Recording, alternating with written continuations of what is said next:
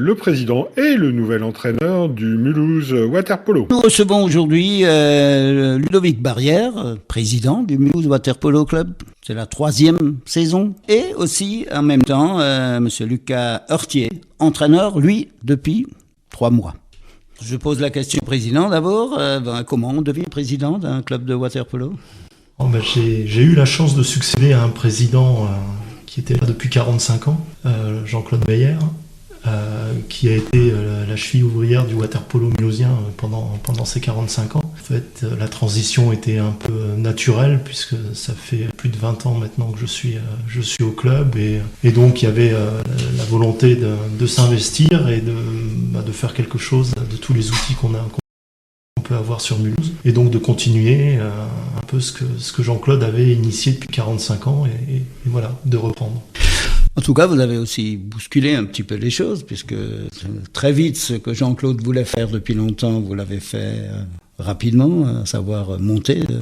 Oui, je pense que quelque part, il y a la genèse un peu du nouveau projet vient aussi de l'indépendance qu'on a pris en 2007, que Jean-Claude a initié en sortant du MON Natation, ce qui nous a permis d'être, on va dire, un petit peu plus libre par rapport à nos développements. On a pu booster un peu les choses depuis 3 ans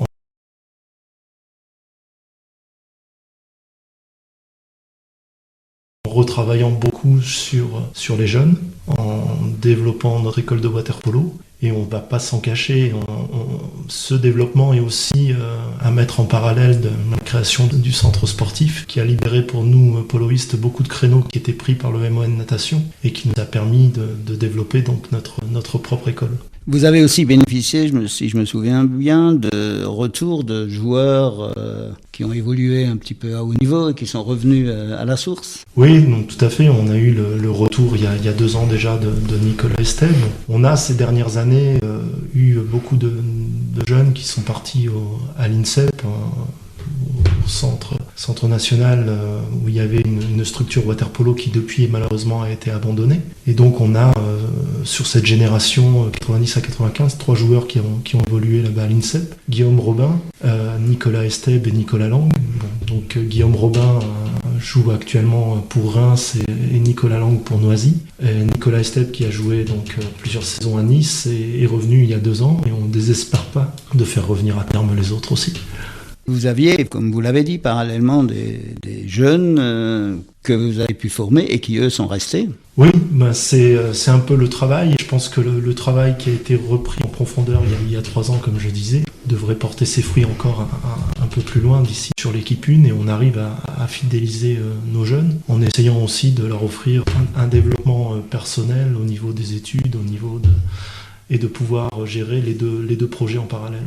Et ensuite, il y a eu 2 saisons, formidable saison, et cette montée au bout de la saison qui a, je pense, pas mal relancé le waterpolo à Mulhouse.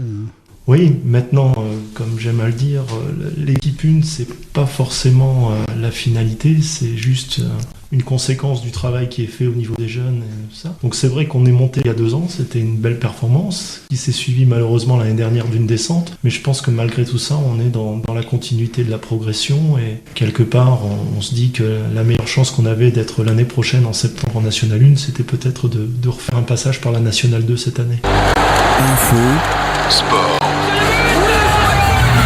Mulhouse. Info Sport Mulhouse. Info Sport Mulhouse. Une semaine, un club. Oui, et ensuite, je trouve aussi qu'il y avait un engouement.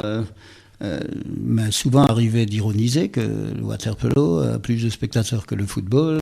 Vous aviez des moments où la piscine était bien remplie au niveau spectateurs.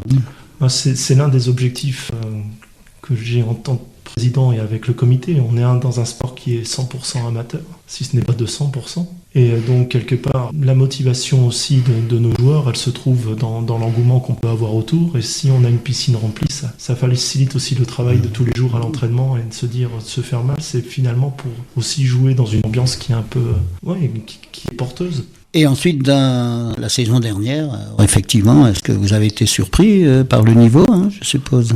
Non, on savait, c'était aussi un peu un pari qu'on avait fait l'année dernière de partir sans joueurs étrangers, contrairement à toutes les autres équipes qu'on a pu croiser l'année dernière en National 1. On est parti avec un effectif qui était quasiment identique, où on avait deux joueurs colmariens qui étaient venus, plus Jean-Baptiste Schmitt qui était le gardien qu'on avait fait venir, contrairement à tous les autres clubs de National 1 qui engagent à tour de bras, on va dire, des joueurs étrangers, notamment des pays de l'Est. On voulait voir où se situer avec, comme on disait, je pense pas qu'il faille prendre des paliers trop rapidement, et on est dans une continuité, et on veut pas brûler les étapes, et donc c'était surtout se jauger par rapport au niveau de la National 1 avec un effectif quasiment stable.